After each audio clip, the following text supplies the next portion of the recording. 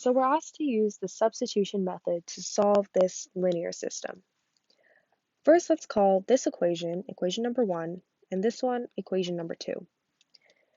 Just by looking at the two equations, I can see that equation number 2 seems a lot simpler, so it'll be actually a lot easier to isolate for one variable in that equation. So let's isolate for x in equation number 2. In x plus y equals 8, isolating for x means that x equals 8 minus y. Now that I have that, I can substitute sub x equals 8 minus y into equation 1. That means 3, and instead of writing x, I'm going to write 8 minus y equals 4. Now I can open this bracket and further isolate for y. 3 times 8 is 24, 3 times minus y is minus 3y, minus y equals 4.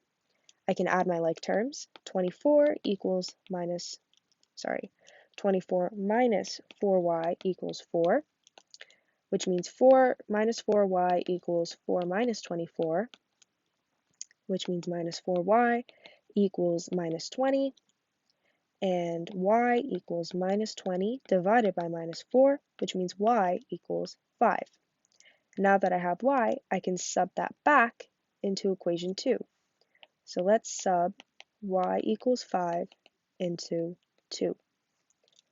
X plus y equals 8, and I'll replace the y with 5. So x plus 5 equals 8.